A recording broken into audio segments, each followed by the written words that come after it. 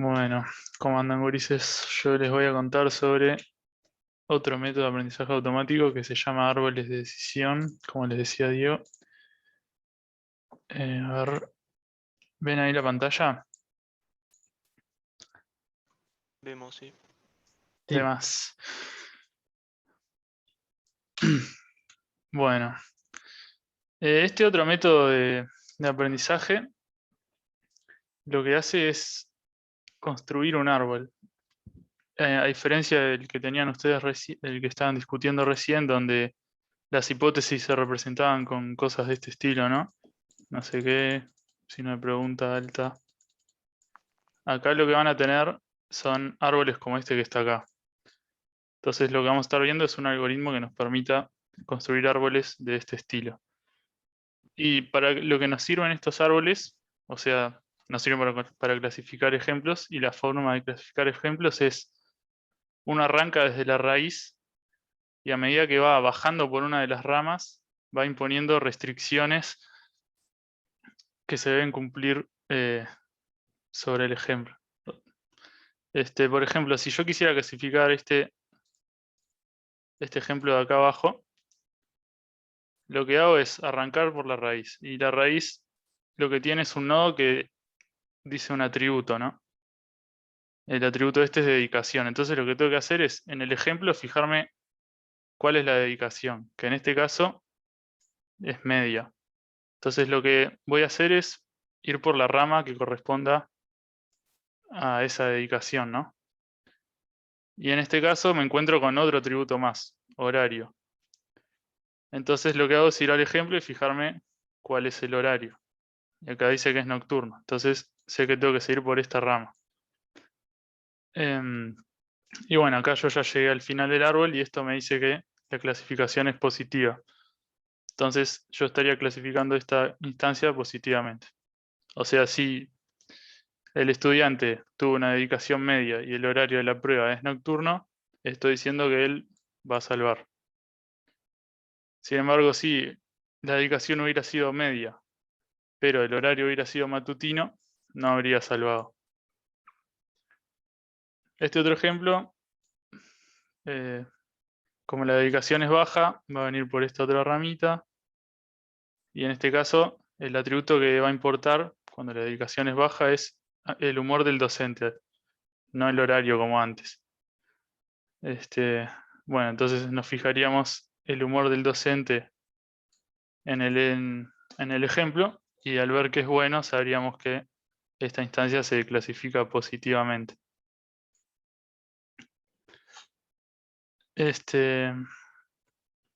Bueno, con estos árboles, ahí voy a borrar.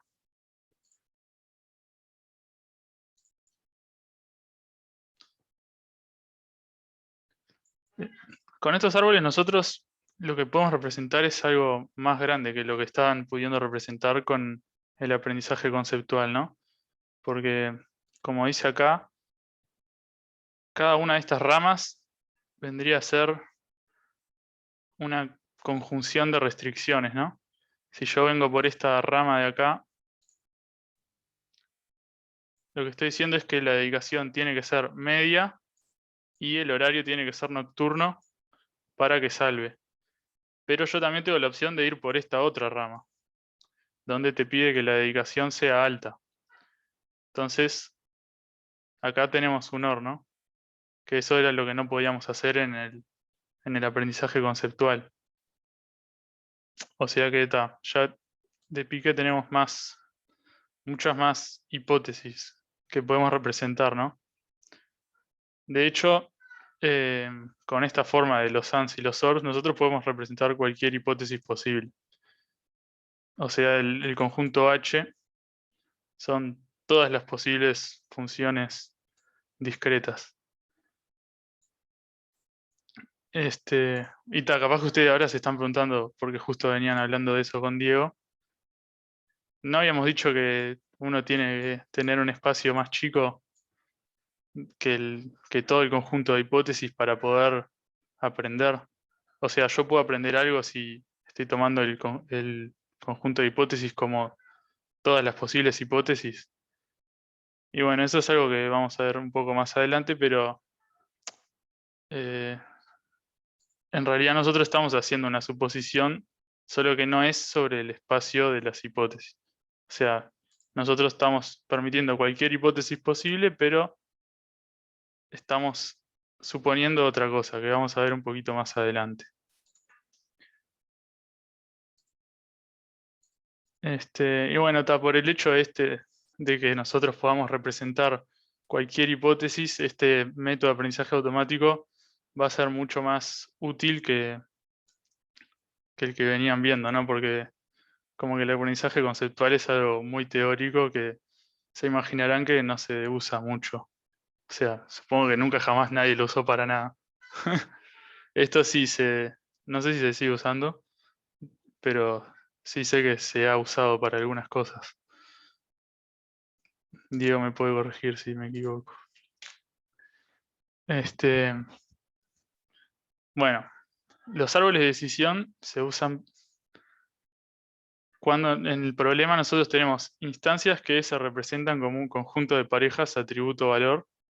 Esto es porque nosotros queremos, para construir el arbolito, que tengamos atributos y poder separar sus valores en diferentes ramas, ¿no? O sea, el atributo valor, el atributo dedicación tiene los valores media, alta y baja.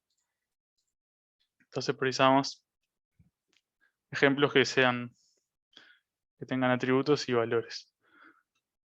Precisamos que la función objetivo tenga valores discretos, porque imagínense que yo en vez de clasificar en sí y no, quiero devolver un número real. Bueno, ahí se me complicaría porque ¿qué tendría que poner? Infinitas hojas acá. Como que no podría ser un árbol, ¿no? Y además al momento de aprender vamos a ver más adelante que nos complicaría. También para poder usar árboles de decisión precisamos que, bueno, lo solemos usar cuando las descripciones requieren disyunciones. O sea, si nosotros no precisáramos hacer disyunciones, o los source, eso es una disyunción, podríamos usar el aprendizaje conceptual que venían hablando y con eso nos bastaría. Pero nosotros siempre vamos a querer hacer disyunciones, ¿no? O muy probablemente. Este método también es resistente a los errores. No pasa como les venía pasando que con un ejemplo que ande mal ya se les rompe todo. En este caso, si tienen algún ejemplo mal, este, pueden llegar a una solución que igual funcione muy bien. Todo esto vamos a ir viendo porque más adelante, ¿no? Esto es como un resumen. Y bueno, también podemos aprender árboles de decisión cuando tenemos instancias a las que les falte algún atributo. Por ejemplo, si no se sabe si Pedro había estudiado mucho o poco, yo en ese atributo lo puedo ignorar y puedo entrenar con todos los otros. Entonces, así no tengo que descartar las instancias a las que les falta algún atributo. Esa es otra cosa que está buena de esto. Bueno, algunas aplicaciones prácticas para las que se han usado árboles de decisión son la detección de fraudes con tarjeta de crédito. O sea, por ejemplo, uno podría tener una base de datos o un conjunto de ejemplos donde la información es, por ejemplo, tenés un dato por cada compra, ¿no? Y el dato te dice, por ejemplo, esta compra fue de $10.000 a tal hora en tal lugar.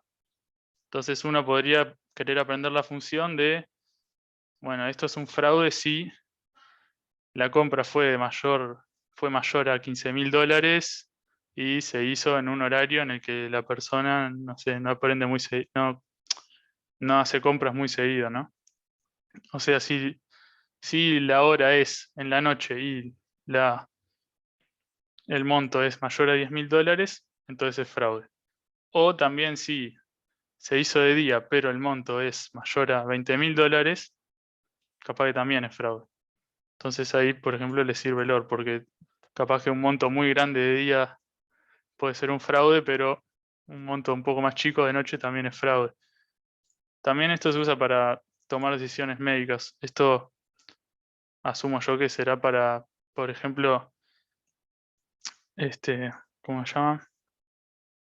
Diagnosticar a pacientes. Imagínense que tienen un conjunto de entrenamiento que es todos los pacientes que se presentan a hacerse un test de COVID, ¿no? Y ustedes les miden la fiebre, les preguntan si les falta el sentido del olor y si tienen tos. Entonces, con esos datos, capaz que pueden hacer un árbol de decisión que diga, el paciente tiene COVID si tiene tos y tiene fiebre, o también si solamente le falta el olor, ya digo que tiene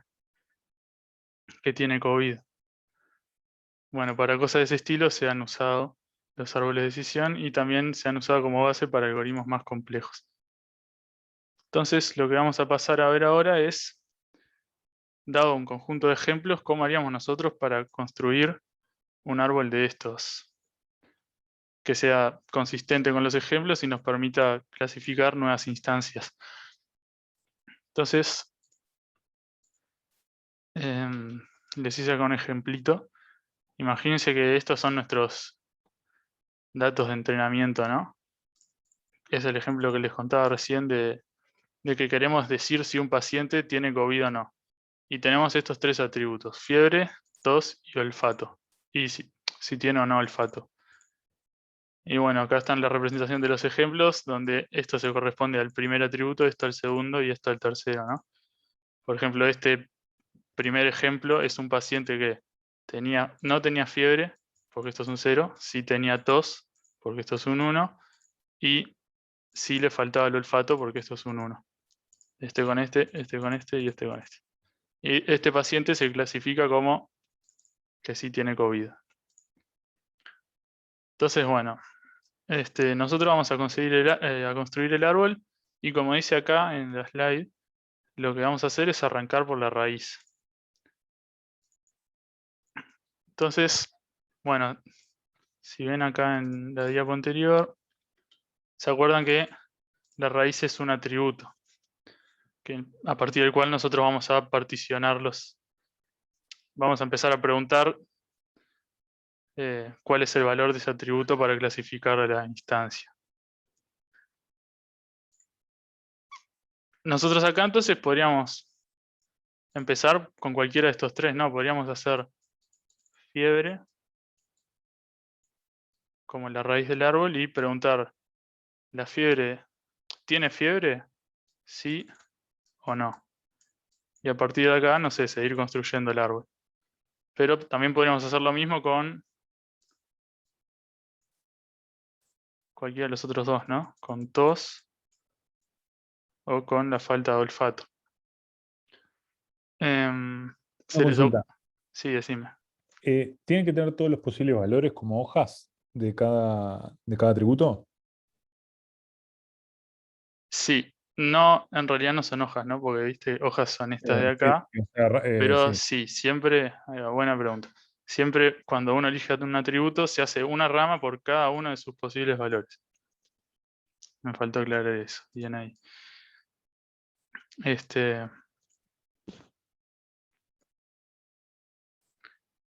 Bueno, intuitivamente, pensando también en la realidad, ¿qué es lo que a uno le interesaría preguntar primero de estas tres cosas?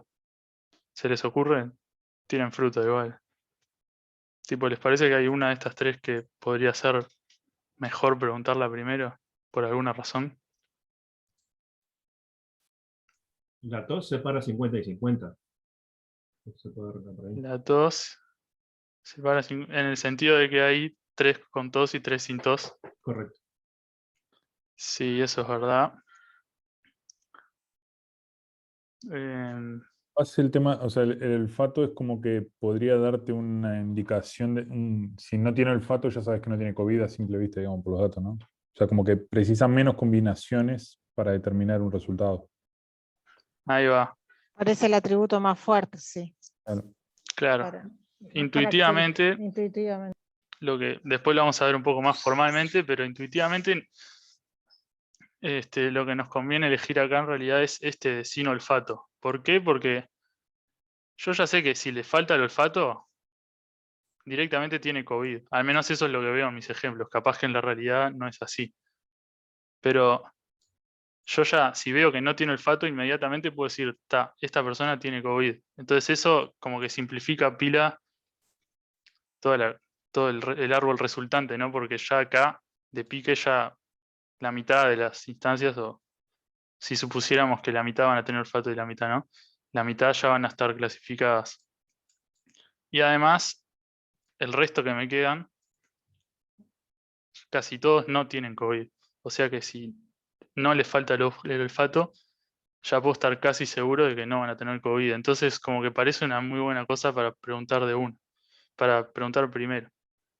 Tanto acá en el árbol como en la realidad, ¿no? Si vos vas al médico y el médico te quiere diagnosticar, capaz que es lo primero que te pregunta porque es como el dato más importante.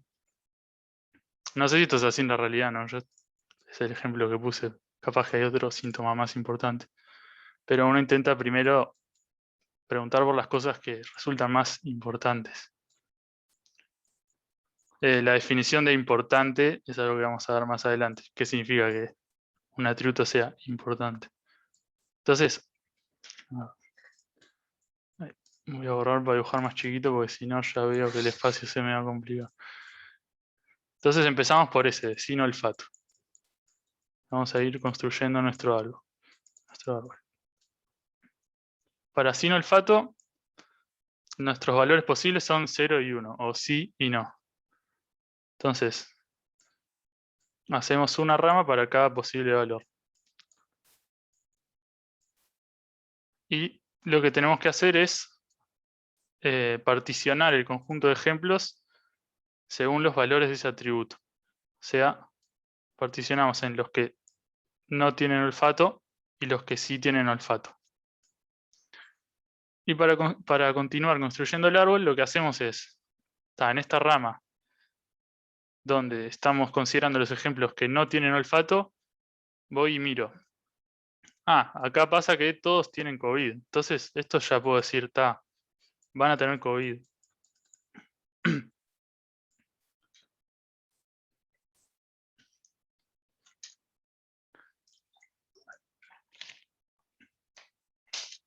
Perdón, ando medio enfermo, voy a estar tomando agua constantemente porque me viene tos. Mientras no sea COVID. ¿Tenés olfato? ¿Tenés olfato? Sería la pregunta. Sí, no. Lo podría aplicar a mí el algoritmo. Por ahora tengo olfato. Arranqué hoy medio enfermo, ¿no? No sé, vamos a ver. Supongo que me tendré que hisopar. Bueno.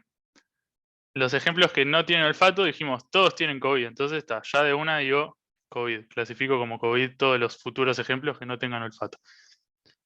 Los que sí tienen olfato,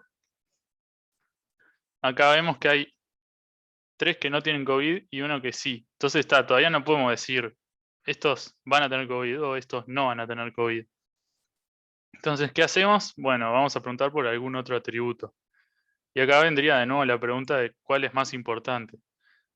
Esto ahora no le vamos a dar mucha bola, vamos a simplemente decir, bueno, elegimos todos. Y una vez más, vamos a particionar los ejemplos que estamos considerando según los valores de todos. No, espera, vamos a elegir fiebre para que sea más fácil dibujar esto.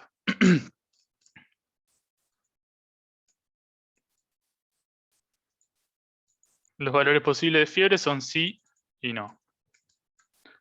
Y lo que hacemos es de nuevo particionar los ejemplos según los valores de fiebre. Estos dos sí tienen fiebre, ¿no? Porque acá dice 1. Y estos dos no tienen fiebre, porque acá dice 0. Bueno, para los que no tienen fiebre y además no tienen olfato, porque estamos metidos en esta rama, ¿no? Nos habíamos metido por acá. O sea que ya sabemos que no tienen olfato. Los ejemplos que estamos considerando son estos 4. Para los que no tienen fiebre y no tienen olfato, y sí tienen olfato, perdón, la doble negación me está matando. Ya sabemos que no tienen COVID, porque son estos dos ejemplos donde ninguno de ellos tiene COVID. Entonces acá ya podemos poner una hoja que clasifique como no COVID.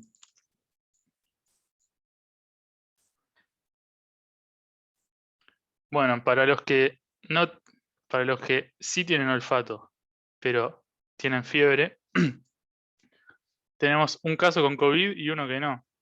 Entonces todavía no podemos clasificar. Entonces lo que vamos a hacer es preguntar por el otro atributo, tos. Es el último que nos queda. Y bueno, entonces particionamos una vez más, según los que sí tienen tos, que sería este solito, y los que no tienen tos, que sería este otro solo. Entonces acá, como todos los de un conjunto tienen el mismo valor, o sea, todos los que tienen tos tienen COVID, y todos los que no tienen tos no tienen COVID, ya podemos hacer las dos hojas acá. Si tiene tos, ya ponemos la hoja con COVID. Y si no tiene tos, ya podemos hacer la otra hoja que dice que no tiene COVID.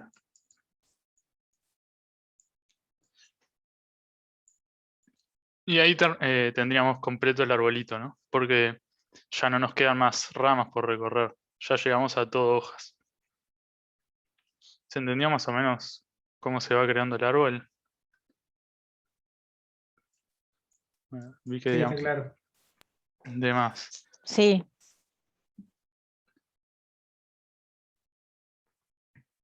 Bueno, acá este ejemplo fue un poco feliz. Así que les voy a mostrar un ejemplito más que tiene algunas particularidades donde nos vamos a encontrar con unos problemas que no vimos acá. Es más cortito. Este otro. Bueno, vamos a hacer lo mismo que hicimos recién, pero con este otro caso. Empezamos eligiendo el atributo sin olfato para la raíz.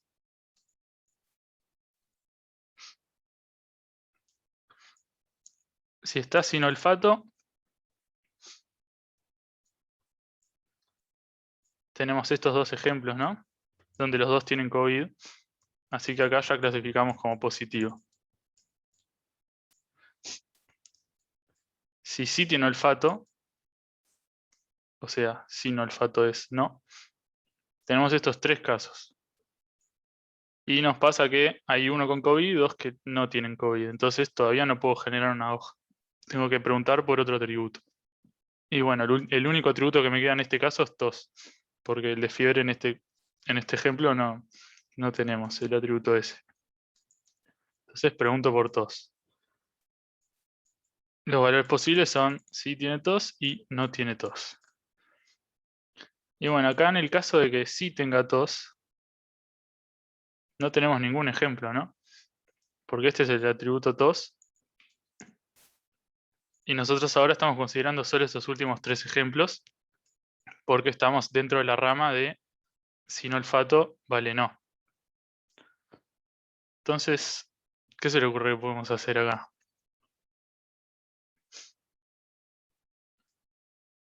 Ya no nos quedan más atributos para preguntar y no tenemos ningún ejemplo que podamos considerar en este caso.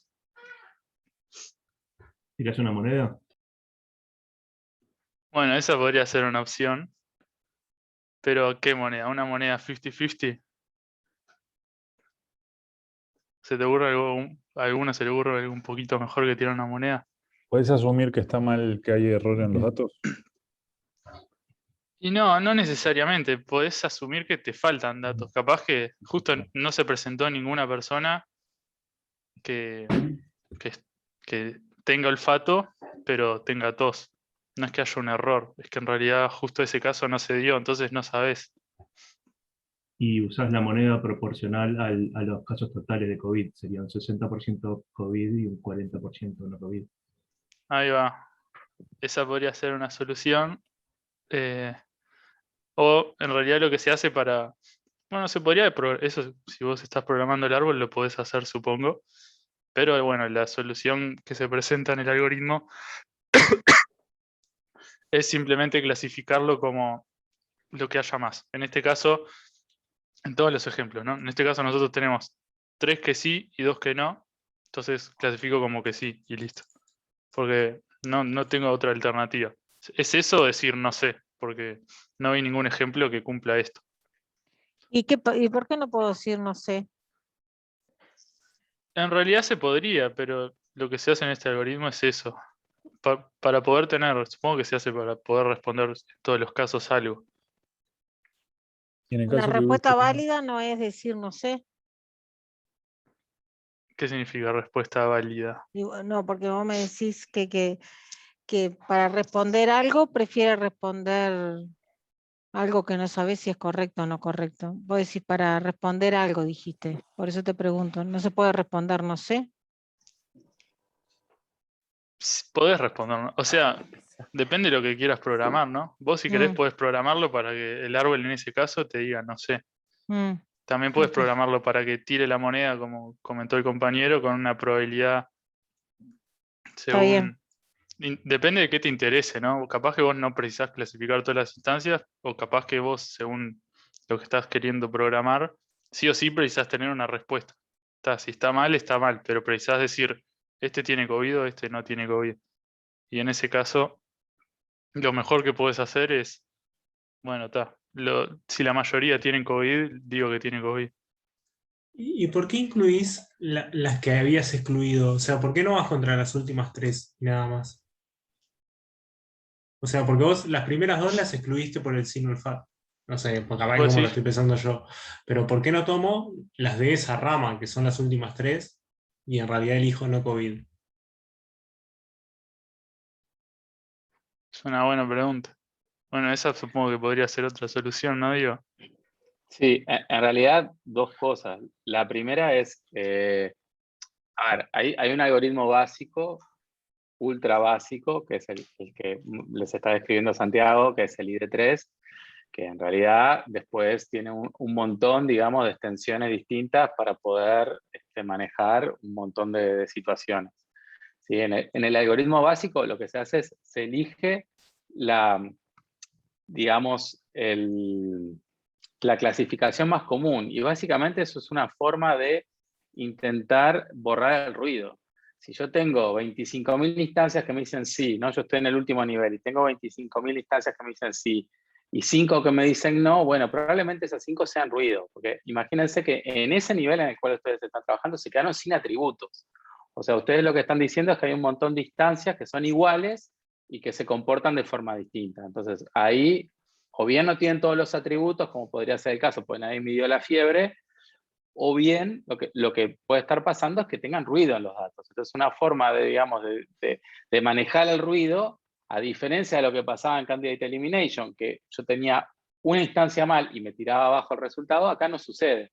Si yo tengo una instancia mal, pero tengo 25 que me dicen que sí, la hoja va a decir que sí, y ese ruido, digamos, se diluye en esa generalización que yo estoy haciendo. Después, una consideración. Efectivamente, hay como varias estrategias a la hora de también de poder determinar ese valor, ¿no? Una es esa. Otra es decir, bueno, yo lo que hago es tiro una moneda, yo me puedo guardar, ¿no? Es una de las cosas que le podríamos perfectamente pedir en la tarea 2 de árboles de decisión. Yo lo que podría decir es, bueno, me guardo una moneda, ¿no? Me guardo la moneda cargada porque sé los datos y lo que hago es cuando llega una hoja, tiro una moneda, cada vez que llega una hoja, tiro la moneda y doy un resultado. Eso es una opción también. Pero no es parte del algoritmo ID3. El algoritmo ID3, es más, a la hora de calcular el valor, uno podría utilizar todo el conjunto de entrenamiento, como dijo Santiago, es otra opción que a veces se utiliza. A veces, digamos, en el ID3 original, como está escrito, y bueno, me estoy adelantando, en realidad estoy quemando todas las cosas, pero es un algoritmo recursivo. Entonces, cuando uno está en la hoja, uno lo que está viendo es el set de datos. Entonces, es un subset de datos. Uno como que lo va achicando. ¿Qué es lo que hicieron en el algoritmo? Usted dice, bueno, voy por esta rama y miro estos tres. Entonces, en la versión más estándar, digamos, uno tomaría el no COVID, no COVID, COVID, o sea, los últimos 3 ejemplos para hacer el cálculo. En este, no da igual. O sea, es más probable no tener COVID que tenerlo. Que sería al revés que el caso más general, tener COVID que no tenerlo. Por lo menos viendo eso, lo que está ahí, estaríamos todos enfermos. Nada, eso. No sé si se entendió. Bien, gracias por la aclaración. Sí, entonces lo que había dicho el compañero de que por qué no tomarías los ejemplos que están dentro de esa rama, efectivamente es lo que se hace. Claro. Ahora Sí, cuando veamos el pseudocódigo. perdón, lo que pasa es que hay otro caso que acá no está, y es que sucede cuando no tengo ejemplos. Porque eso también me puede pasar. Y Es entonces este ahí... otro caso en realidad. mm, No, claro, lo dibujé mal. No tengo, si no tiene tos, es esto que estábamos viendo, de que... No, pará. Ya me mareé. El caso que sí es el que no tenés casos. Claro, Y el caso en que que no sí es en el es- que no tenés ejemplos, que es el que está bien, es el que estábamos diciendo. Pero entonces vos cuál dijiste, Diego, recién. Dijiste que no tenías ejemplos. No, en este caso no te pase, bueno, no hay problema. Ah, está, ok. Porque acá lo que pasa es otro caso, y es que sí tenemos ejemplos, pero tenemos ejemplos contradictorios. O sea, podría pasar que se presentaron 3 personas que tienen olfato y no tienen tos, y 2 de ellas no tienen COVID, pero una sí. Y acá lo que hacemos simplemente es, de nuevo, clasifico según la mayoría. O sea que acá estaría diciendo que no tiene COVID.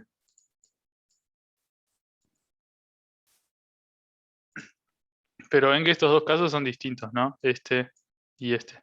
O sea, Cuando no tengo ejemplos, ¿cómo decido? ¿En base a qué? cuando no tengo ejemplos es este caso, ¿no? Ahí va, Que sí tiene tos y no tiene olfato. Te fijas los ejemplos que estás considerando.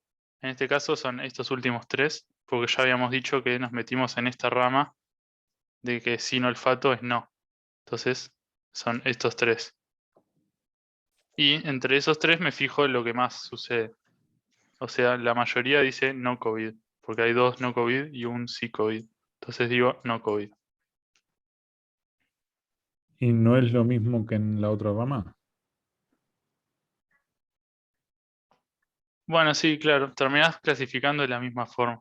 Claro. Yo porque antes había pensado que se consideran todos en este caso, pero no. O sea, la clasificación termina siendo la misma, solo que por distintas razones. En este caso, porque tenés como una contradicción, porque sí tenés ejemplos, pero no son todos de lo mismo, y no tenés más atributos para seguir preguntando. Y en este caso, porque no tenés ejemplos. En esta rama, yo si tuviera más atributos, seguiría preguntando por otro atributo, ¿no? Porque al tener ejemplos que sí tienen COVID y otros que no, podría preguntar, bueno, y esa persona tiene fiebre, pero en este caso no tengo nada más para preguntar. Entonces sí o sí tengo que dar una clasificación y lo que se hace es eso. Bien. ¿Alguna otra pregunta sobre esto que venimos viendo? Una pregunta. ¿Y tenés que escribir las dos ramas, aunque sean el mismo resultado? ¿O puedes poner una sola que sea si no y sea no COVID? Eh, si estás dibujando el árbol, yo creo que habría que, como para ser consistentes, dibujarlas todas. Pero, o sea, después cuando vos vas a escribir el código de esto, no sé cómo lo vas a manejar, ¿no? No necesariamente vas a... Sí, no sé. O sea, en el dibujo sí, tenés que ponerlas todas. O no, es que en realidad no sé si hay una respuesta a esa pregunta. Una consulta, ¿no te frenarías en el no? Sin olfato no, y ahí decís no COVID y no bajás más. Claro, bueno, esa es otra opción, tipo tomar todo esto y chao. No COVID. Pero eso en esta casuística particular de que justamente las dos ramas de tos te dan que no. Porque Sí, perfectamente te podría dar una que sí y otra que no. sí, Exactamente. Lo que pasa, repito, lo que pasa es que el algoritmo en realidad es recursivo. Entonces, lo que pasa en cada rama no se enteran las otras ramas, digamos, entre sí. Yo no sé, o sea, el árbol que uno obtiene no necesariamente es el mejor árbol, ¿no? En este caso, este Este es un caso, digamos, de borde. Yo tengo dos ramas que en el fondo me clasifican lo mismo. Yo lo que tendría que hacer es lo que hicimos ahí en el dibujo, que es colapsar el nodo y poner, esto es simplemente, no, es una hoja que es no COVID, porque no importa por dónde yo vaya. Pero en realidad cada rama está representando una casuística distinta en el algoritmo. Y es por eso que quedaron, en realidad. Uno podría después decir, bueno, yo postproceso el árbol que genera el algoritmo, pero, digamos, en realidad en el algoritmo base, o sea, hay millones de funciones que son equivalentes al árbol que yo tengo acá, ¿no? Yo podría escribir otro árbol distinto que fuera exactamente equivalente a este, por ejemplo, no sé, preguntando por otra cosa, lo que fuera. O sea, yo puedo construir otra función que en realidad es la misma función booleana, ¿no? Escrita de otra forma.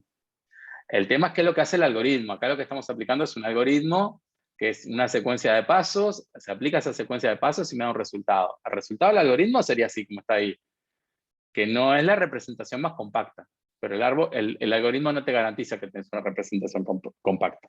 Precisamente en estos casos no sucede. Y también depende, puede ser, del atributo que elijas como raíz. Porque si hubiese elegido el de tos, al evaluar la mayoría, el de no Bueno, tos... por eso lo digo, hay varios atributos distintos. Lo que hay varias formas distintas de escribir la misma función booleana. Lo que sucede, ¿no? Como árbol de decisión, me explico. Lo que sucede es que el algoritmo da una, y la que da es, ponele, en este caso sería esta. Digamos, la gracia, o sea, Santiago lo puso sin olfato precisamente para ver estos casos borde, ¿no? En la cual me quedo sin ejemplos, me quedo sin atributos, qué es lo que hago, qué valor pongo. Pero sí, va a depender del atributo que yo elija. Lo que pasa es que todavía, en realidad, no vimos cómo se elige ese atributo. Hasta ahora es al tuntún, ¿no? Yo digo, ay, me parece que sin olfato es el mejor, me parece que fiebre es el mejor. Bueno, en algún momento vamos a tener que fijar cuál es el criterio de elección del atributo, y teniendo el criterio de elección del atributo, el árbol que va a obtener es 1, en el cual me puede suceder esto que me está sucediendo acá, digamos, ¿no? Y la salida va a ser esta. ¿Va a ser la más corta? No. ¿Va a ser? No, tampoco. ¿Me puede pasar esto de dos ramas que en realidad me terminan clasificando lo mismo? Sí, puede pasar. ¿Podría achicar el árbol después, hacerlo más compacto? Podría hacerlo. Pero el algoritmo básico no lo hace, digamos. El algoritmo lo que hace es una recursión, va construyendo el árbol de a pedazos, ¿no? Bajando, y genera esto. Y bueno, y si después hay dos ramas iguales, a los efectos de la función es la misma función. Si yo quito eso y pongo un nodo que dice no, es lo mismo. Me ahorro una pregunta. Pero bueno, el algoritmo no me garantiza que la salida es el árbol más compacto.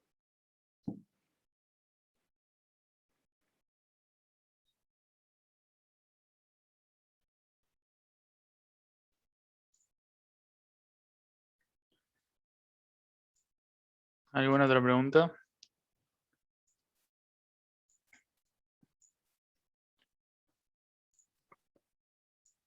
Bueno, entonces...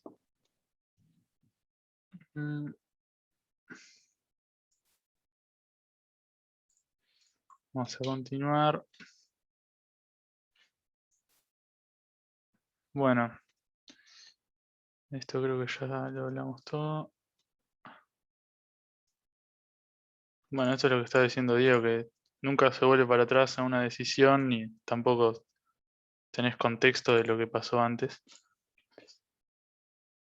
Este es el pseudocódigo del algoritmo. Como vimos, se crea una raíz eligiendo un atributo. Si todos los ejemplos tienen el mismo... Bueno, acá en realidad creo que ni se crea ni se elige un atributo. Si todos los ejemplos tienen el mismo valor, esto nunca va a pasar, ¿no? Porque, no sé, sería un caso tan borde que no tiene sentido, donde todo tu conjunto de entrenamiento tiene el mismo valor. Pero hay que...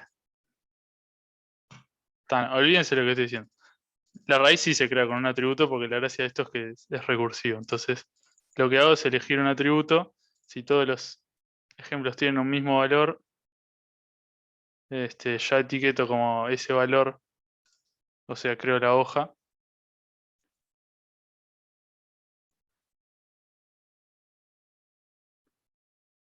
No, claro.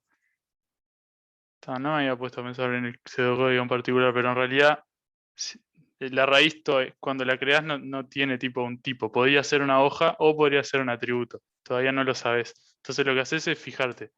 Si todos tienen el mismo valor, lo que vas a hacer es crear una hoja. Y ya vas a decir, esto lo clasifico como positivo o como negativo, dependiendo de cuál sea ese valor que comparten todos los ejemplos. Si no pasa eso, bueno, miro, ¿tengo atributos? Si no tengo más atributos para preguntar, que es uno de los casos que vimos recién, ya etiqueto con el valor más común. O sea, si ya me gasté tos y me gasté sin olfato, no puedo preguntar por ningún atributo, entonces sí o sí tengo que clasificar, agarro el valor que ocurra más en los ejemplos. Si no, este es el caso más común, digamos, antes de haber llegado a las hojas, encuentro el atributo que mejor clasifica los ejemplos, que todavía esto, como decía Diego, no sabemos cuál es. Por ahora, imagínense que hay un oráculo que le dice, el mejor es este o el mejor es este otro. Y bueno, para ese atributo lo que hago es crear una rama para cada uno de sus valores, como vimos. Parto los ejemplos según cada una de esas ramas. Para la rama de, no sé, sin olfato me quedo solo los ejemplos que no tienen olfato. Para la rama de con olfato me quedo solo los ejemplos que tienen olfato. Bueno, si alguno de esos dos conjuntos de ejemplos es vacío, o por ejemplo, si no tengo a nadie que tenga olfato, etiqueto, ya pongo una hoja con el valor más probable, o sea, el que ocurra más. Y si no, vuelvo a llamar al algoritmo. O sea, otra vez voy a empezar acá arriba, voy a ver si todos tienen el mismo valor, si no, no sé qué, si no elijo otro atributo. Es básicamente lo que veníamos haciendo. Una consulta. Sí. No me quedó claro por qué siempre tiene que haber un atributo que mejor clasifica los ejemplos. En realidad no es que haya un atributo que mejor clasifica, porque no sabemos qué es mejor clasificar. O sea, nosotros vamos a definir eso de alguna forma y eso va a ser parte de nuestro sesgo, ¿no? Nosotros vamos a asumir que el atributo que cumpla X es el que mejor clasifica. Y eso va a ser parte de lo que estamos asumiendo para que el algoritmo funcione. Pero podría ser falso y el algoritmo en realidad no funciona nada porque asumimos algo que no era falso, que no era verdadero. O sea, puede pasar que en algún paso del algoritmo no exista un atributo que te identifique, por ejemplo, en el caso del COVID, que si no tiene tos, entonces tengas todos los casos con COVID, por ejemplo. Lo dije al revés ahí justo por ejemplo, pero digamos ¿Cómo? que puede no existir en algún paso del algoritmo un atributo que, por ejemplo, si tos vale 1, entonces tenga COVID. Claro, sí. Entonces ahí lo que vas a hacer es seguir eligiendo atributos, como antes, ¿no? Por ejemplo, en este caso, acá, si dedicación era media, no todos son sí ni todos son no. Entonces lo que tengo que hacer es preguntar por otro atributo, por horario. Claro, y va, por eso, pero en ese caso, ¿cómo? O sea, no me quedó muy claro cómo elegir el mejor, digamos. Claro, es que Capaz no me expliqué bien. eso es lo que todavía no vimos. Ahora vamos a ver cuál es el que se elige como el mejor. Por ahora estamos suponiendo que mágicamente sabemos cuál es el mejor y que tenemos una definición siquiera para mejor, porque ni Ah, siquiera definimos qué es ser el mejor. claro, claro. Buenísimo. Gracias. Va a ser Gracias a vos. en la evaluación, me imagino, en la evaluación del árbol, vamos a ir viendo cuál es el mejor de los atributos, me imagino. ¿Viene por ahí? No, en realidad ¿No? no, porque, o sea, ahí vos tendrías que evaluar que todos los posibles árboles, ¿no? O sea, vos tenés que, para construir el árbol tenés que elegir un atributo y después lo vas a evaluar. Por eso. Si precisaras la evaluación para elegir el atributo, como que tendrías que evaluar todos los posibles árboles porque estarías probando todos los posibles atributos, ¿no? Vamos a tener que definir algo para elegir el mejor, Ok, haciendo algunas suposiciones que van a estar relacionadas al sesgo inductivo de este algoritmo, y así es como vamos a elegirlos. ok. ¿Alguna otra pregunta?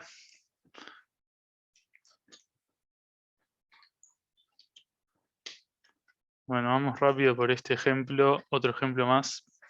Ya capaz que lo tienen claro, así que voy medio rápido. En este caso tenemos estos 5 atributos y clasificamos si salva o no salva. Son el mismo ejemplo que ya venían viendo. Bueno, vieron acá dice, un oráculo determina, o sea, mágicamente sabemos que el mejor atributo es dedicación. Entonces creo la raíz dedicación, creo una rama para cada uno de sus 3 posibles valores, alta, baja, media, media, alta, baja. Y bueno, se llama recursivamente al algoritmo IE3 para cada una de esas ramas. Para esta. Se llama recursivamente y además elimino ese atributo de los ejemplos y solamente considero los ejemplos que cumplan que dedicación es media. O sea, nosotros acá teníamos estos 4, pero ahora estos 2, como la dedicación no es media, se van a ir. Y me quedo solo con estos 2 que están acá.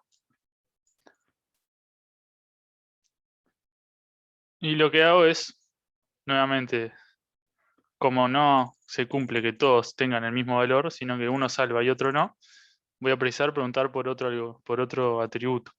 Entonces, otra vez voy a tener que preguntarme, con estos 2 ejemplos y estos 4 atributos, ¿cuál es el mejor? Bueno, mágicamente sabemos que es el horario. Y el horario tiene 2 posibles valores, matutino y nocturno. Aplicamos otra vez recursivamente el algoritmo en esta rama de matutino. En este caso nos queda solo un ejemplo, porque el otro no era horario matutino, entonces lo tenemos que descartar. Y bueno, teniendo un solo ejemplo, todos los ejemplos tienen el mismo valor de clasificación. Entonces ya puedo poner la hoja que dice no, porque en todos los ejemplos nadie es salvo.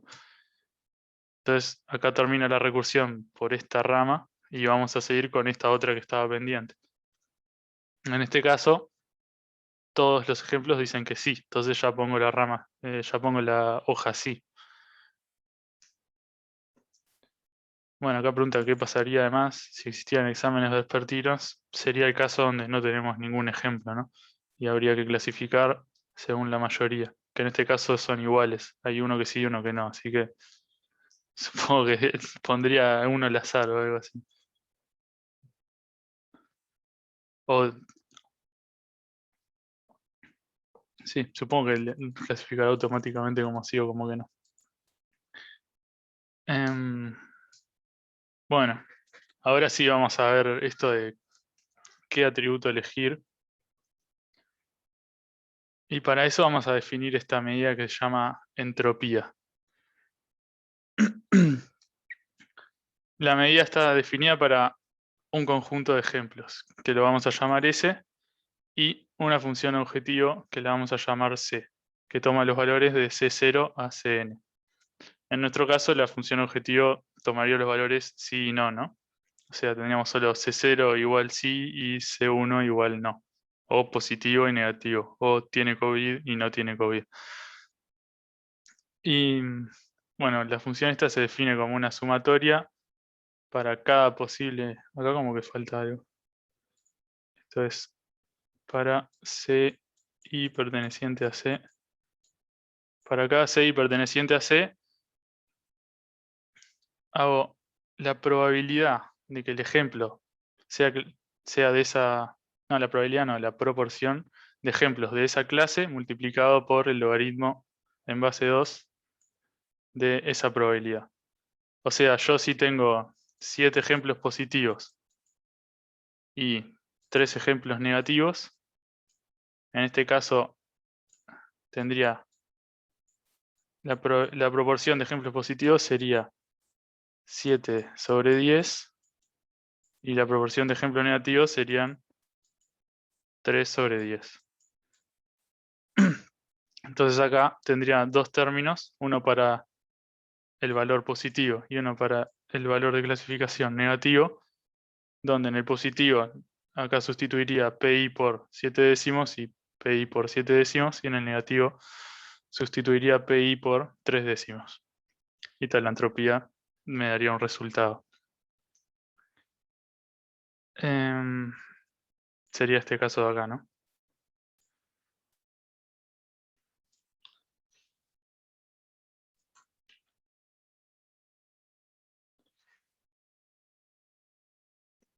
Bueno, para que se hagan una idea de qué nos sirve esto, les voy a mostrar más o menos cómo sería la gráfica de la entropía.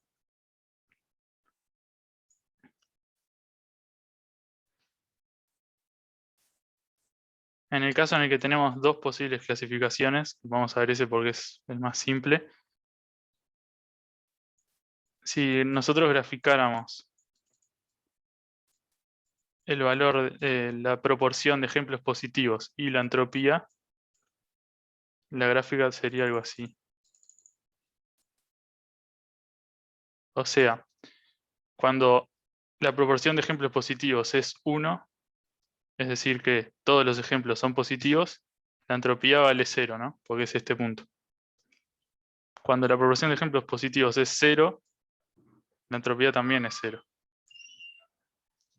Y cuando la proporción de ejemplos positivos es la mitad, o sea 0,5, es decir que tenemos la misma cantidad de ejemplos positivos que de negativos, la entropía vale 1, que es su máximo. O sea que intuitivamente lo que nos dice la entropía es como qué tan dispersos están los ejemplos o qué tanto desorden hay en nuestro conjunto. Si son todos de la misma clasificación, es como que está súper ordenado y la entropía es 0. Pero si tenemos un montón, si tenemos la misma cantidad de positivos que de negativos, ahí el desorden es máximo, digamos. O sea, la entropía vale 1, que es el peor caso posible. Porque nosotros, ¿se acuerdan que al construir el árbol lo que buscábamos era tratar de, bueno, cuando hablamos intuitivamente de qué atributo elegir, tratábamos de elegir uno donde en los conjuntos que se definen al subdividir según los valores del atributo, los ejemplos sean todos del mismo tipo. O sea, elegimos el atributo pérdida de olfato porque nosotros sabíamos que si la persona no tiene olfato, todas las instancias son positivas. O sea, la entropía era 0. Entonces lo que tratamos de buscar es que la entropía sea 0. Es decir, que cada uno de esos conjuntos que se generan sean todos con la misma clasificación. ¿Sí? ¿Se entiende más o menos eso? Bien. ¿Y hay alguna restricción para el grupo de los que queda sin clasificar? O sea, por ejemplo, en el ejemplo anterior del estudio, vos dijiste que la dedicación era el mejor atributo porque tenía entropía 0, ¿no? Pero el horario también tenía entropía 0 y te generaba dos conjuntos con entropía 0. Claro. Nosotros al subdividirse un atributo, se nos van a generar varios conjuntos donde cada uno de ellos tiene su entropía. Y nosotros vamos a tener que hacer algo con todas esas entropías para elegir un único atributo. No sé si respondí tu pregunta porque creo que no la entendí muy bien. O sea, claro, o sea, yo pensaba que el mejor atributo es el que te da un conjunto con entropía 0.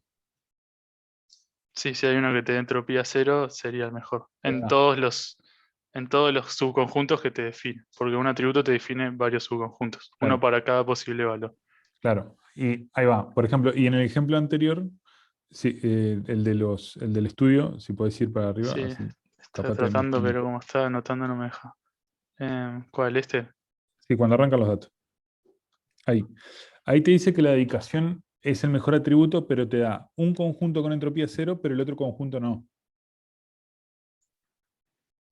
Perdón, Claro, esto porque no necesariamente tiene razón. O sea, Ah, bien. no, Porque en ese caso, el horario te divide en dos conjuntos con entropía 0.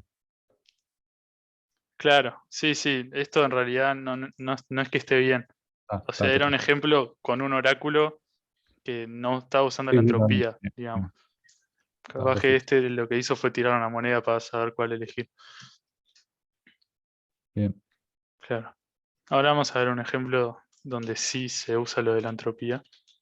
Entonces, bueno, como les decía, la entropía es para un conjunto en particular. Entonces nosotros vamos a tener que medir la entropía en todos los conjuntos que nos defina la partición según un atributo. Antes de eso, acá hay algunos ejemplitos más de cómo calcular la entropía. Acá, como todos los ejemplos son positivos y no hay ninguno negativo, la entropía es 0. Porque si ven la cuenta, vamos a hacer la cuenta. Esta es la cuenta para el positivo, ¿no? Esto sería P más 9 de 9, la proporción, ¿no? Y en el caso de los negativos tendríamos P de negativo sería 0. Entonces tendríamos 0 por logaritmo de 0. Que en este caso esto se define como 0, porque en realidad el logaritmo de 0 no existe. Pero se dice, esto vale 0 y listo. Como que este 0 se lo absorbe. Entonces como este término es 0 y este otro también es 0, todo da 0. Por eso es que cuando la proporción es 1 y 0, la entropía es 0, porque los dos términos dan 0. Ese sería el caso más feliz, donde ya podríamos clasificar, es lo que estamos buscando. En este otro caso, es el peor caso porque estamos re lejos de poder clasificar porque tenemos exactamente la mitad positivos y la mitad negativos. En este caso, la entropía tiene valor máximo que es 1, o sea, sería esto de acá, este valor. ¿Por qué? Porque nos estaría dando 0.5, ¿no? Porque la proporción positiva, tanto la positiva como la negativa, valdrían 0.5, porque son mitad y mitad. Entonces, la entropía se calcularía como menos 0.5 por logaritmo de 0.5. Y otra vez lo mismo, menos 0.5 por logaritmo de 0.5. Y bueno, el logaritmo como es en base 2, logaritmo de 0.5 es lo mismo que el logaritmo de un medio. ¿Y a cuánto tengo que elevar al 2 para que me dé un medio? A la menos 1. Entonces esto vale menos 1. Entonces 0.5 menos 0.5 por menos 1 me da 0.5. Y este otro término también vale 0.5. Entonces todo eso me da 1. Por eso es que cuando tenemos la misma cantidad de positivos y de negativos, la entropía vale 1. Y está en este otro caso donde tenemos más positivos que negativos, pero no son la misma cantidad ni hay todos positivos ni todos negativos, tenemos un valor que está entre 0 y 1. O sea, caería por acá.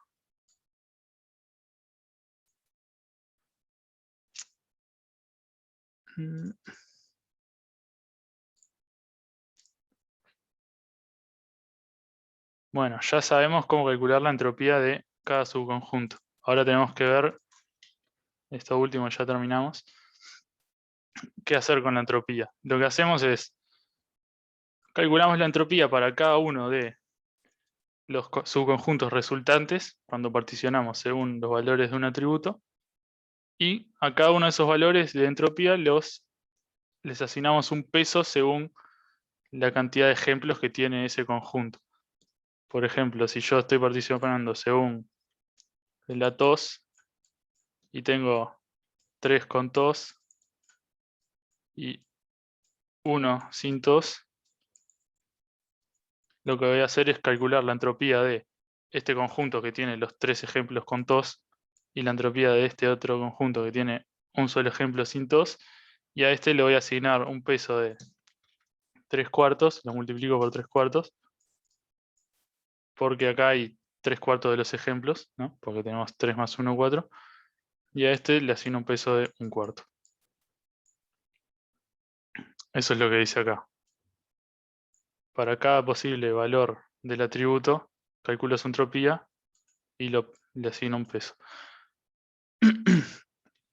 Entonces con esto se define la ganancia. La ganancia es la entropía antes, o sea, del conjunto antes de particionar nada, menos la entropía que hay después de particionar.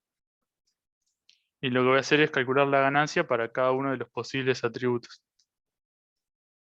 Y el que tenga mayor ganancia va a ser el que yo elijo, porque significa que en la suma de todas las ramitas que genera tiene la mayor entropía, la menor entropía.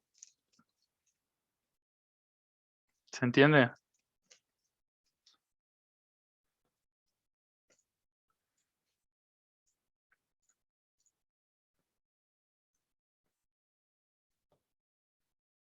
Yo busco la ganancia máxima. Claro. La ganancia es como la diferencia entre la entropía actual y la que hay después. Ujú. Entonces, como yo quiero que después haya la menor cantidad de entropía, la ganancia va a ser más grande, porque esto está restando, ¿no?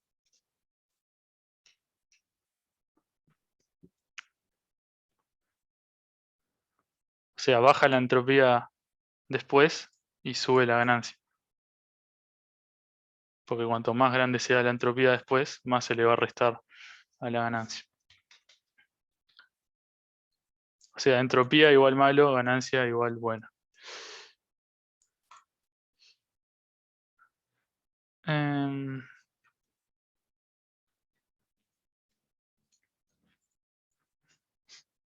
bueno, un ejemplo de esto y listo. Como decía el compañero antes, el compañero preguntaba por qué se había elegido dedicación, si en realidad hay unos que te dan menos entropía. Bueno, si nosotros hubiéramos aplicado esto que estamos viendo de la entropía y la ganancia, en realidad lo que hubiera pasado es esto. Primero que nada tenemos que calcular la entropía antes, o sea, antes de particionar nada, sobre todos los ejemplos que tenemos. En este caso tenemos la misma cantidad de positivos que de negativos, ya vimos que eso da 1 de entropía. Tenemos estos 5 posibles atributos, lo que vamos a hacer es calcular la entropía para cada uno de ellos. En este caso solamente se hace para dedicación y humor docente porque es todo lo mismo, ¿no? Entonces, para la dedicación, lo que hacemos es dividimos el conjunto de ejemplos en los 3 subconjuntos según los valores de dedicación. O sea, tenemos el conjunto dedicación media, que son estos dos, el conjunto dedicación baja y el conjunto dedicación alta. Y voy a calcular la entropía para cada uno de estos 3 conjuntos. Dedicación alta es un ejemplo positivo y 0 negativos. O sea que ya vimos que esto vale 1. Vale 0, perdón, 0 de entropía. Este también vale 0, es lo mismo. Y este vale 1 porque hay la misma cantidad de positivos que de negativos. A su vez, esto es un cuarto de los ejemplos porque tenemos 1, 2, 3, 4 ejemplos y este es solo 1. En dedicación media tenemos la mitad de los ejemplos porque son 2 y el total son 4. Y en dedicación baja tenemos un cuarto. Entonces, la cuenta da 1, que es la dedicación de la entropía de antes que habíamos calculado acá, o sea, la entropía de todos los ejemplos, menos el término correspondiente a dedicación alta, que es un cuarto de la proporción por la entropía, menos el otro término, menos el otro término, y bueno, esto da 0,5. Por el humor docente, tenemos la mitad de los ejemplos cuando el humor es bueno y la mitad de los ejemplos cuando el humor es malo. Entonces tenemos acá 2 cuartos en el término para bueno y 2 cuartos en el término para malo. Y la entropía en ambos casos es 0, es 1, porque hay la misma cantidad de positivos que de negativos. O sea, la entropía es el máximo. Entonces tendríamos 2 cuartos por 1 menos 2 cuartos por 1, o sea, nos estaría dando 1 menos un medio, que es 0. Bueno, como nosotros queríamos maximizar la ganancia y vimos que la dedicación tiene una ganancia de 0,5 y el humor docente tiene una ganancia de 0, acá estaríamos diciendo que la dedicación es más importante que el humor docente y habría que elegir la dedicación. Si comparamos solo estos dos, pero si también comparamos con horario, bueno, acá está toda la cuentita de nuevo, la dejo para que la vean ustedes, la ganancia termina dando 1, y entonces el atributo que terminaríamos eligiendo es el horario, lo cual tiene sentido, porque si ven acá, cuando el horario es nocturno, ya directamente puedo decir que salva, y cuando el horario es matutino, directamente puedo decir que no salva. Entonces, si eligiera ese atributo, me quedaría súper simple. Sería solamente horario matutino. Y en ese caso sería no salva y nocturno. Y sería si salva. O sea que nos vendría bien elegir ese atributo, efectivamente. Y dejamos por acá con árboles de decisión por hoy. Falta otra mitad, pero seguimos la próxima. ¿Alguna pregunta sobre esto de la ganancia o sobre cualquier cosa de lo que vimos?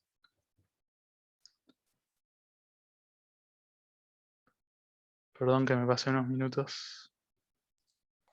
Si lo vas a implementar en serio, no haces la entropía general, ¿no? Alcanza con minimizar lo otro, porque es fija.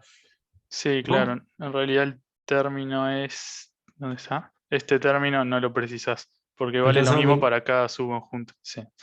Solo precisas calcular esto. O sea, esto es un desperdicio de cómputo.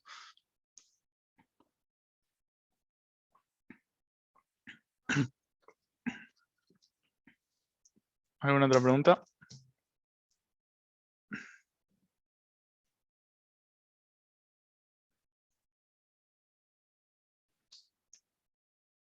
Un detalle, el miércoles que viene hay paro, con lo cual no va a haber clase, y la clase que teníamos programada para el miércoles pasa para el lunes, que si alguno vio el cronograma, en realidad el lunes no teníamos programada clase, o sea, la semana que viene no íbamos a tener clase porque además el siguiente miércoles es feriado. Pero bueno, vamos a pasar la clase del miércoles para el lunes y con eso terminaríamos, o no sé, digamos, continuaríamos con árboles de decisión el próximo lunes en vez del miércoles. Sí, tengan en consideración eso, porque el miércoles no va a haber nadie acá esperándolos. Sí. Cualquier duda que tengan, evidentemente, sobre la entrega o cualquier otra cosa, más allá que la pueden hacer ahora si quieren, Eva está abierto durante toda la semana, ¿no? Así que pueden preguntar por Eva lo que quieran, ¿sí? Pero nada. Como clase nos veríamos el siguiente lunes. Bien. Gracias. Gracias.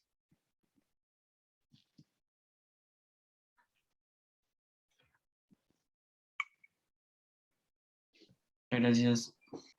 Chao Hasta entonces. luego, gracias. Hasta luego. Que Si no hay pasen dudas, bien. si alguien tiene alguna duda, se puede Eh, quedar y la pregunta. Eso, Pero hay un espacio de dudas para la tarea. si quieren preguntar algo, no hay problema, aprovechen.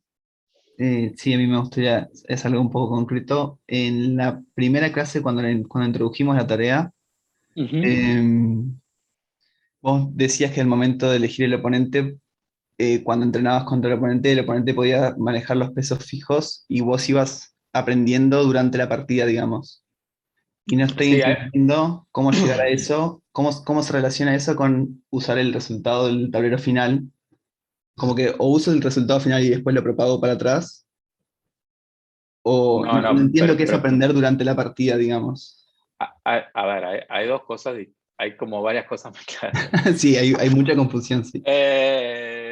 Lo que pasa es que hay muchas opciones, y ustedes en realidad en principio son libres de tomar la que a ustedes les guste, o la que quieran probar, o las que les dé el tiempo de probar, ¿no? A ver, el tema, o sea, hay dos temas. Uno es el oponente y otro es cómo aprendes vos. Digamos. El oponente podría hacer cualquier cosa.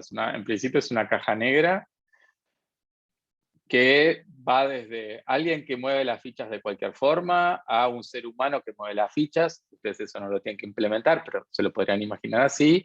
Podría ser otro programa experto de jugar a las damas que les está digamos, haciendo de oponente. En el caso en que yo vimos que es autoentrenarse, o sea, que en realidad uno juega contra uno mismo. Entonces, uno mismo puede ser uno mismo online, o sea, soy yo que doy vuelta el tablero y juego, o puede ser, digamos, yo mismo en una versión pasada, ¿no? Yo puedo decir, bueno, yo tengo un vector de pesos Olvídate el inicial, ¿no? Yo juego muchas partidas. Yo puedo tener un vector de pesos, lo que hago es, el oponente empieza con el mismo vector de pesos que yo voy ajustando mis pesos a medida que juego. Cuando termina la partida, el oponente queda fijo. Cuando termina la partida, le copio mis pesos al oponente. Ahí va, ¿No? esa es, por ahí viene la consulta. Esa copia podría ser a una partida, a 2 partidas, a 3 partidas, a 100 partidas. Yo podría decir, juego 100 partidas ajustando los pesos, en algún momento me canso de jugar con esa versión retrasada de mí mismo, le digo, mirá, aprendí todo esto, le paso mis nuevos pesos, y a partir de ahí el jugador juega con los pesos que yo aprendí hasta el momento. Y después por 100 partidas mi oponente no se actualiza. O sea, la velocidad con que yo actualizo los pesos de mi oponente puede ser jugada a jugada, partida a partida, 100 partidas a 100 partidas o 1.000.000 de partidas, ¿no? O sea, ese límite de cuando uno le transfiere lo que aprendió al oponente, lo puede, digamos, retrasar todo el tiempo que uno quiera, ¿no? Y evidentemente, cuanto más uno lo retrase, más, entre comillas, si uno supone que está aprendiendo, más tonto es el oponente con el que juego, ¿no? Digo, yo asumo que después de 10.000 partidas aprendí más yo que el jugador que solo jugó 100. Quisiera creerlo, ¿no? Entonces, si yo siempre me quedo con los pesos de 100 partidas, evidentemente mi jugador va a estar a una altura muy, muy inferior a la mía actual, ¿sí? Si yo quiero mantenerlo que esté siempre digamos, en el nivel que yo estoy, lo que voy a hacer es básicamente utilizar los mismos pesos. Doy vuelta al tablero y juego, hago mi jugada con lo que yo aprendí hasta el momento. Esas son dos cosas que no tienen nada que ver con cómo ajusto yo mis pesos, que es otro asunto distinto. Eso es cuando yo transfiero los pesos al otro jugador. Y básicamente los transfiero porque estoy jugando contra mí mismo. Cuando juego contra el azar no tengo que hacer ninguna transferencia de pesos. Es una caja que elige un movimiento válido cualquiera y juega completamente al azar sobre el tablero. Perfecto, ¿Sí? perfecto. Entonces, eso es transferencia. bien, Ahora, la otra parte es cómo yo ajusto mis pesos. ahí va. Y ahí también puedes elegir en realidad. Yo puedo decir, voy jugando y guardo en memoria la lista de tableros por los que pasé y qué valor obtuve en la siguiente jugada de ese tablero, porque acuérdense que siempre está desfasado una jugada, la valoración, ¿no? Yo juego en la jugada número 5, cuando voy a jugar en mi jugada número 6, el valor de ese tablero es el que yo le tengo que transferir al tablero 5. No es el tablero 5, jugada 5, es, ¿no? El valor del tablero es el valor del siguiente tablero que yo veo. Es como que cómo dejó mi oponente el tablero. ¿Cómo dejó el oponente mi tablero? Es el tablero, el siguiente tablero en el cual yo voy a jugar. Claro, pero ¿cómo yo sé si eso es un 1 o un 0? Porque usar la función de valoración. Esa es la gran triquiñuela de esto, de lo que parece medio mágico. Yo lo que voy a usar es la... Pero yo hasta que no termine la partida no sé si mi oponente me lo dejó en un tablero ganador o en un tablero perdedor. No importa, pero vos ya lo podés valorar porque tenés tu función de valoración. O sea, Entonces, vos decís, la multiplicación del vector de pesos por las features sería el valor que tiene el tablero que me dejó mi oponente. Exactamente. El valor que vos creés que tiene el tablero que te dejó el oponente en este momento. Y ese valor es el que vos le vas a pasar al tablero desde el cual llegaste a ese. Entonces vos estás en el tablero 5, hiciste una jugada, tu oponente hizo otra jugada, llegaste a tu tablero número 6, que no es el tablero número 6 del juego, ¿no? Entonces, yo miro mi tablero 6, yo lo voy a evaluar con la función que yo aprendí hasta este momento. Esa función me dice que ese tablero vale 25. Bueno, entonces, el tablero 5 debería haber valido 25. O, si utilizan un factor de descuento, 25 por el factor de descuento. ¿Se entiende? Sí. Si el tablero valía 100, yo estoy en el 5, juego, llego al tablero 6. En el tablero 6 me dice la función de valoración vale 100 y yo tengo un factor de descuento de 0,9, entonces el tablero 5 tiene que valer 90. Entonces yo inmediatamente o después o donde sea, yo lo que tengo que lograr es que el tablero 5 valga 90. Y ese es mi ejemplo de entrenamiento. El tablero 5 vale 90.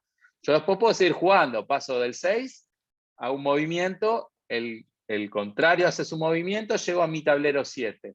El tablero 7 uso la función de valoración, me da 200. Entonces, si el tablero 7 me da 200, el tablero 6 debería valer 180. Sigo utilizando el mismo factor de descuento. Entonces yo me voy a tener que guardar ahora que el tablero 6 vale 180. Ese es otro ejemplo que yo tengo ahora que arreglar en mi función. Era ajustar el movimiento que ya pasó. O sea que si tengo una partida de 100 movimientos, el primer tablero lo ajusté 100 veces. El primer tablero lo ajustaste. No, el primer tablero lo ajustaste una vez. Siempre lo ajustás una vez. ¿Por qué lo ajustás 100 veces? Vos no revisás todas las jugadas para atrás. Bien. Vos haces una jugada, guardás el valor. O sea, podrías... A ver, yo te estoy explicando el caso más sencillo. Entonces, de nuevo, hay millones de opciones. Una opción es decir, yo aprendo completamente online. Entonces, ¿qué es lo que hago? Yo hago un paso, llegué al tablero 6, el tablero 6 me dijo valgo 100, el tablero anterior entonces tiene que valer 90, dijimos. Entonces yo automáticamente ajusto los coeficientes para que la función en el tablero 5 valga 90. Y tiro el tablero 5 a la basura, ya lo olvidé. Yo ahí en paso al tablero 7. El tablero 7 me dice, mira, tenés que valer 200. El tablero 7, según la función actual, dice que vale 200. Entonces el tablero 6 tiene que valer 180. Entonces yo ajusto los pesos para que el tablero 6 pase de valer 100 a 180. Ajusté, tiro el ejemplo a la basura. Y así voy, uno por uno. Esa es una opción. Otra opción que puedes hacer es decir, bueno, yo en realidad lo que hago es, voy guardando todos los tableros con los valores, cuando termina la partida, ajusto la función con los 100 movimientos. Esa es otra opción. ¿Cuál es la diferencia? Que vos en una partida fijaste los pesos y siempre jugaste con los mismos pesos durante los 100 movimientos. En el otro, tu función va a estar fluctuando todo el tiempo, porque yo te dije, la función ahora vale 200 y el tablero 6 vale 100. No, mentira, porque si vos ya ajustaste la función de valoración, lo que vos evaluaste en la movimiento anterior como 100, probablemente ya no te va a dar 100. Igual ese valor lo vas a tener que llevar a 180. ¿Sí? Entonces, ¿cómo vas ajustando distinto? También vos podrías decir, y eso es una opción que vamos a ver después cuando hagamos aprendizaje por refuerzo, vos podés decir, bueno, yo guardo toda la secuencia de pasos y después lo que hago es actualizo hacia atrás. Y ahí sí tengo en cuenta los valores que estoy considerando, ¿se entiende? Actualizo primero, el último tablero es un valor fijo que me lo da, gané, perdí, empate. El tablero anterior calculo, ajusto. Voy al tablero anterior al anterior.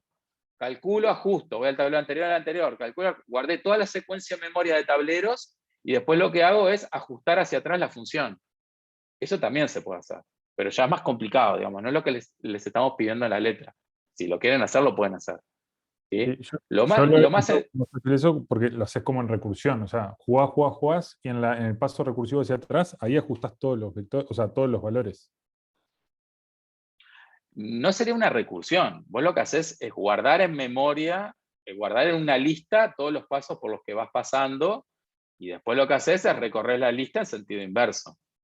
Eso es lo que estás haciendo en realidad. Lo que estás haciendo es, yo hago toda la jugada, durante la partida lo que hago, voy guardándome todos los tableros por los que fui pasando, cuando llego al final, recorro esa lista en orden inverso, ¿no? Digamos, lo podrían pensar como una, digamos, no sé si estoy hablando con alguien de computación, es más parecido a una pila, digamos, ¿no? Pero no importa. Yo tengo una lista, la recorro en orden inverso, y cuando voy hacia atrás, voy actualizando la función. ¿Qué ventaja tiene eso? Que los últimos valores que están más cerca del retorno final, que es el retorno real que yo tengo, se propagan más rápidamente hacia atrás. Pero igual están generalizando con la función. O sea, para esta tarea esa parte no importa mucho. Pero lo que sí es, alcanza con que ustedes digan, el más simple de todos es, yo doy un paso, ajusto, me olvido, doy un paso, ajusto, me olvido. No importa lo que pasó antes, yo voy a ir ajustando. A medida que yo juegue, lo que va a suceder, lo que uno querría que suceda, es que las valoraciones de los últimos tableros se fueron propagando en el tiempo hacia atrás. La primera vez, imagínate así, si vos empezás con el vector en 0, con todos los valores en cero, que no es lo que se recomienda hacer, pero digamos, suponele. Vos pones todos los valores en cero.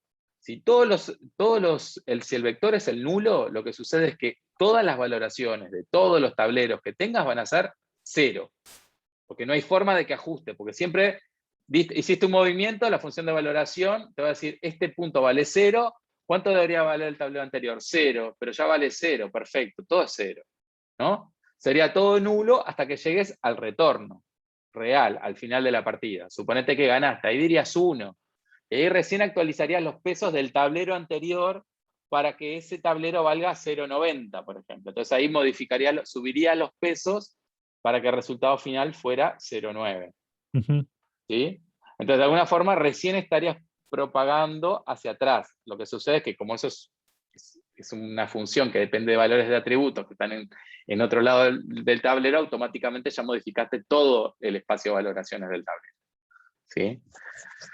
Pero digamos, sería el último, y así vos irías propagando los valores de atrás hacia adelante. En el caso que vos guardases tablero a tablero las valoraciones. No es necesario en este caso, digamos. Ya. A ver, si haces eso, lo que sucede es en la primera partida actualizarías el último, en la siguiente partida actualizarías el penúltimo, y así sucesivamente, repito, si vos guardases tablero por tablero. Si vos lo pensás tablero por tablero y llegás al final y vas hacia atrás, vos decís, pero este vale 1, este vale 0,9, este vale 0,81, este vale 0,72, y así vas hacia atrás hasta el principio de la secuencia. ¿Sí? No es lo que tienen que hacer en este caso. O sea, lo que tienen que hacer es ir simplemente hacia adelante. Van hacia adelante, actualizan. Un paso actualizan, un paso actualizan. O guardan la lista y actualizan mirando hacia adelante para actualizar una única vez y no modificar los pesos. O congelan los pesos al principio y tienen otro vector de pesos al cual van modificando y lo actualizan al jugador al final de la partida. O sea, esos sí son opciones que ustedes pueden tomar. Yo no me complicaría con el tema de guardar todas las partidas al final y empezar a ajustar para atrás. No es. Si lo quieren hacer no hay problema, pero no sería necesario. Bien. Y ahí ¿Se en el caso entiende? en el caso que ajustáramos jugada por jugada, yo juego el tablero 5, me devuelven el tablero 6, digamos, ajusto el peso y el siguiente movimiento ya lo hago con los pesos ajustados, digamos, como que aprendí de ese movimiento. Como quieras, vos podés decir, ajusto los pesos y juego, o sea que estoy online quedándome con la función, o ajusto otros pesos Para la a siguiente los partida. cuales me los voy a poner de nuevo cuando termine la partida. Claro. ¿Sí? Pero eso es una opción que ustedes pueden elegir. Pueden decir, bueno, yo en esta partida hago así, tipo tiki, tiki, tiki, tiki, voy ajustando los pesos, pero siempre juego con los mismos. Cuando llega al final de la partida, actualizo y en la siguiente partida lo hago con lo que aprendí en la anterior. Eso es una opción que eso son libres de hacer como quieran. O ponerlo online o ponerlo después de una partida. O sea, ahí empieza, es lo mismo que sucede con el contrincante, digamos. Cada cuánto yo me actualizo, bueno, eso uno lo puede hacer online, o sea, movimiento a movimiento, lo puede hacer partida a partida, lo puede hacer cada 10 partidas, cada 20 partidas, cada 100 partidas. ¿Sí? Y otra consulta ahí. Nosotros habíamos, también suponiendo, ¿no? Porque no lo probamos del todo todavía, o sea, como que si siempre te quedas con el mismo movimiento, puede llegar a un punto de que tu máquina solo aprenda a jugar de una manera. O sea, como que tenga un sesgo y llega ahí Es más fácil caer, sí, en ciertos un vicios. local, Sí, siempre es bueno inyectar cierta aleatoriedad, ¿no? Estaría bien, o sea, estaría bien normalizar, digamos, el resultado del vector y quedarnos con cierto umbral y todos los movimientos que superen ese umbral, elegir un random como para que tenga una exploración dentro de un buen movimiento, pero distintas posibilidades. Ahí pueden jugar con muchísimas cosas. Sí, pueden, digamos, lo más básico es decir, si yo tengo más de un movimiento, más de un tablero con la misma valoración, elijo cualquiera de los movimientos al azar. Cualquiera de los movimientos que me dan esa valoración, que podría llegar a suceder. Esa sería la más tonta y la más simple, la que no sé si siempre se va a dar con una función de este estilo, digamos. Con una combinación lineal de atributos, pero se podría probar. Después, ¿cuánta aleatoriedad le dan y cuánta no? Yo lo comenté brevemente, eso es todo un juego, en realidad después vamos a verlo un poco, porque uno también dice, de alguna forma, a medida que uno aprende, el bicho debería ganar, entonces no siempre puede estar aleatoriamente jugando cuando sabe que hay movimientos que efectivamente le sirven y hay otros movimientos que no. Entonces, ahí tenés varias opciones. Una es la que vos dijiste. Bueno, yo tengo un umbral, fijo un umbral, superado cierto umbral, me quedo con cualquiera. Esa sería una opción. Otra opción es decir, bueno, yo al principio elijo cualquiera al azar, pero a medida que va pasando el tiempo, me voy quedando cada vez permito menos azar en mi elección, ¿no? Al principio estoy explorando el panorama, estoy haciendo pruebas, pero a medida que pasa el tiempo yo supongo que sé más y entonces lo que hago es restringirme a elegir siempre la mejor, ¿no? Entonces, vos ahí podrías decir, bueno, lo que yo hago es enfriar, ¿no? Digamos, tengo cierta aleatoriedad, al principio exploro mucho y exploto poco, al final exploto siempre y exploro poco, digamos, ¿no? Claro. Y eso lo podrías ir regulando a medida que van pasando las iteraciones, por ejemplo. ¿Sí? Y está bien. Y la otra tasa que habían comentado, la tasa de enfriamiento, creo, de envejecimiento, no me acuerdo. Esa sería que aprendo más en las primeras partidas, ese sería el sentido, ¿no? Y sobre las últimas partidas, digamos, ya tipo, más avanzado el juego, el entrenamiento, como que ganar o perder no afecte tanto para no perder de aprender lo que ya aprendí. Exacto. Ahí tiene, eso también es otra cosa que pueden probar. Ustedes pueden fijar la tasa de aprendizaje en un valor, pueden probar, bueno, pruebo con 0,01, pruebo con 0,0001, pruebo con 0,1, pruebo, no sé, con lo que quieran probar. Y entonces, muchas veces lo que se hace es eso se va enfriando a medida que pasa el tiempo, precisamente para no ajustar tanto la función, para no hacer, ¿no? Y ese valor, normalmente lo que se hace es se toma otro parámetro que es el de enfriamiento. Entonces uno lo que dice, bueno, yo tengo una tasa de aprendizaje y un parámetro que va variando a lo largo de las iteraciones que me está achicando cuánto ajusto la función independientemente de cuánto debería, ¿no? Una cosa muy sencilla, uno puede decir, bueno, pongo 1 sobre la cantidad de partidas. Y eso te va a ir disminuyendo la tasa de aprendizaje a medida que va pasando las partidas. Cuando llegues a las 100 partidas vas a tener la centésima parte de ajuste de lo que tenías cuando empezaste. Eso te estoy diciendo un bolazo, ¿no? Pero para que se entienda. Y eso sería una tasa de enfriamiento que podrías utilizar. Bien. Eso es lo que te garantiza que en algún momento el bicho va a dejar de aprender, porque cuando llegues a valores muy chicos, no va a ajustar más los coeficientes, se va a quedar parado, cada vez va a caminar más lento. En un momento se va a quedar parado donde esté. También te garantiza que perder 3 partidas seguidas no te hace perder el entrenamiento de todo lo que tuviste, digamos. Porque capaz eran, o sea, eran tableros buenos y perdiste igual 3 veces porque perdiste, yo qué sé. Y eso va a ser... Depende, al principio perder va a ser mucho, o ganar va a ser mucho más influyente que al final que las últimas partidas. Sí.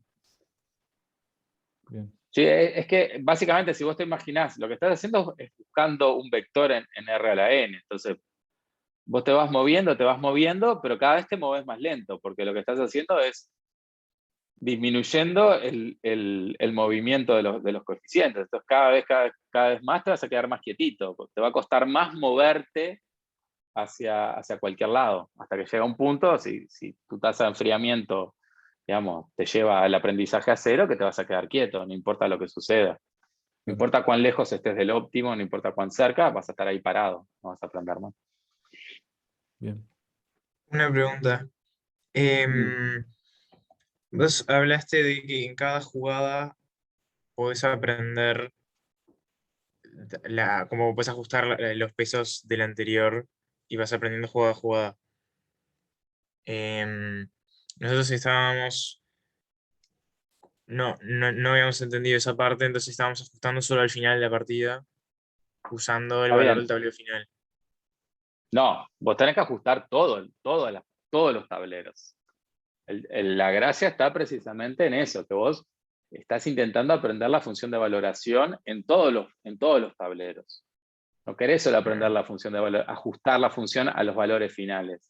Vos querés ajustar a todos los valores. ¿Por qué? Porque cuando vos estás jugando, digamos, en algún momento que ya no estés aprendiendo, entre comillas, lo que vos vas a querer decir es, a ver, tengo 5 posibles movimientos. Cada movimiento me lleva a este tablero. ¿Cuál juego? Bueno, aquel que me da retorno máximo. Si este tablero intermedio vale 5, este vale 20 y este vale 50, voy a elegir el movimiento que me lleva al tablero de 50, no que me lleva al tablero de 5. Y para eso tengo que saber valorar los tableros intermedios, no solo los finales.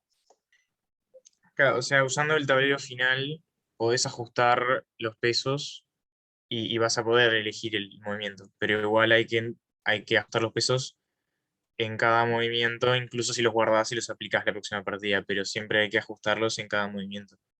Sí, porque vos, si no, vos lo que estás aprendiendo es una función que se ajusta bien a los valores finales del tablero, pero no necesariamente se ajusta bien a los valores intermedios del tablero. Y vos lo que querés es que se ajuste a todos los valores de los tableros. Vos asumís que hay una función que en base a esa combinación lineal de atributos te permite, digamos, describir la valoración de tableros intermedios. Y a vos te interesa aprender esa valoración. ¿Sí? No solamente la de los valores finales, no una función que se ajuste solamente bien a los valores finales, sino también a esos valores intermedios que de alguna forma estás diciendo que son aquellos que te permiten buenas jugadas a posteriori. Sí. Es eso. Gracias.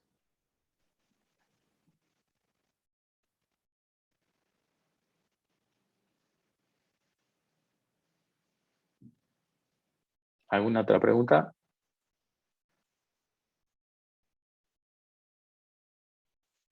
Bueno, estimados, si no hay más preguntas, nos vemos el próximo lunes. Hasta luego. Gracias, hasta luego.